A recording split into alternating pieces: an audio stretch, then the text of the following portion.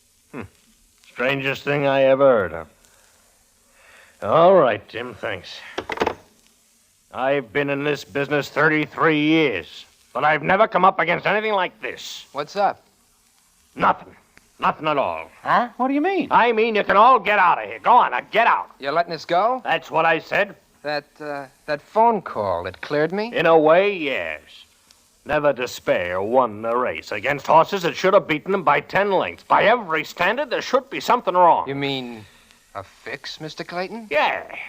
And when that happens, there's usually a large amount bet. But what, Mr. Clayton? But there was only one bet placed on Never Despair, and by someone who hasn't the remotest connection with any of you. Now get out of here!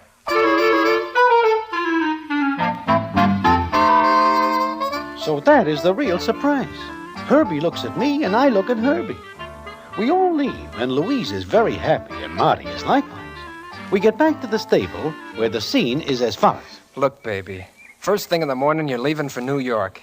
And in a week, you'll be out of that wheelchair, and you and me are going to get married. Marty, if I thought for a minute that race was... Oh, Marty, I couldn't bear it. You heard Mr. Clayton. Only one bet on Never Despair. Now, if it was going to be a boat race, wouldn't bets be laid? Yes, I guess so. Hey, sure, Louise. It is just a great break for Never Despair. That right, Broadway? Well, I suppose so. Anyhow, it all ends all right. And if anybody so much as says it was a fix. Understand, Herbie? Yeah, sure. Okay.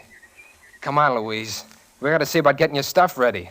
Next week this time, you'll be out of that chair. Goodbye, Herbie. Mr. Broadway. Bye. So long. Bye there. Herbie, Huh? I wish to ask you a question. Oh? Yeah. Do you put a bet on Never Despair? Me? Well, you see... You do not, huh? Well, I get to the window, and I see the dancer. He gives me calipers as a sure winner. Herbie, you are telling me that you let yourself get touted off and Never Despair? Well, the dancer makes it sound so good that I think maybe I should not trust Marty Bowen. You know how it is. But you do all right, huh? Herbie, I have got news for you. Broadway, you are not going to tell me that you... I put my letters on loose living. What? But I tell you about Never Despair. Well, I run into Regret, and he tells me to lay my role on loose living. Oh, you are a dope. You let yourself be touted off a sure thing? Herbie, what about you? But that is different. Or is it different? Herbie, who bets on Never Despair? I do not know. But he must be a dope.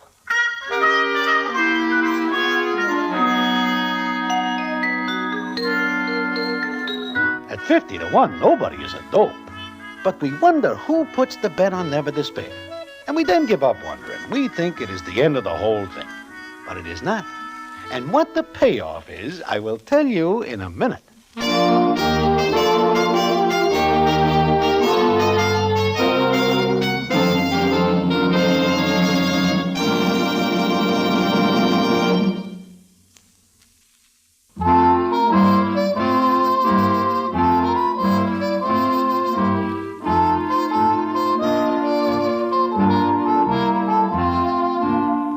So the next day comes up. I and Herbie are sitting in front of the hotel where we are no longer staying due to lack of funds.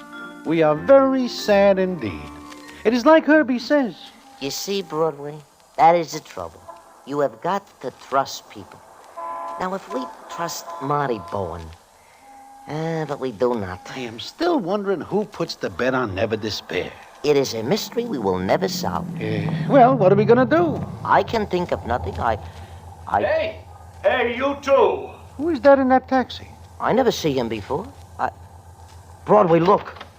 Keep the change, my good. Potter. He is all dolled up, new clothes, and look at that roll of dough. Oh, no, it cannot be him. I've been looking for you two, looking all over. You wish a gun still? If you find one, leave us use it first. Oh, no, I'm all right now. And I owe it all to you two. You do? How does that figure? You gave me a tip yesterday on the fourth race. The wrong tip. No, it was all right. It was a good tip. Broadway, this guy is nuts. Oh, you told me calipers, loose living. We know and all good. that. But if you bet one of those... Oh, but I didn't. I bet on the horse that had the least chance. Never Despair. Surely. I was going to lose all my money and then, well, jump in the river or something. It is still not too late. Why should I? With $2,500? It's more than I came here with. And I'm going home today. But you... Look, you... I know I shouldn't offer you money. Do not use snap judgment. You let me show you how grateful I am? Oh, Mr. Harder, gratitude is a wonderful thing, and we would not deprive you of such a grand feeling. Good. Here's $50 for each of you. Mr. Harder, this is big. Nothing at all. Well, thanks again, and goodbye. I'm going back to Illinois. Goodbye. Bye. Well, now we know. $50 apiece. We are back in business. I am going back to New York. Wait, Broadway. $50 is nothing at all. Look, we have time to get to the track. Now, I have a good thing in the safe. Oh, no, I am going back. But, Broadway, this is a sure thing. Do I not tell you about Never Despair? Listen to me. This is a sin. I will not listen. Broadway, there is a story goes with it. I tell you what. What? A story goes with it. The story? Herbie, tell me the story.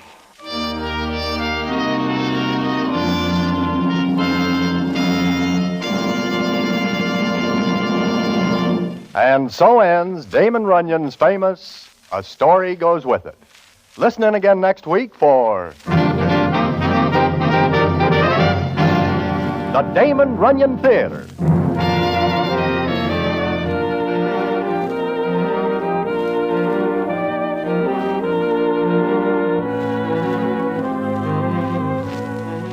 The Damon Runyon Theater with John Brown as Broadway is directed by Richard Sanville, and the story is adapted for radio by Russell Hughes.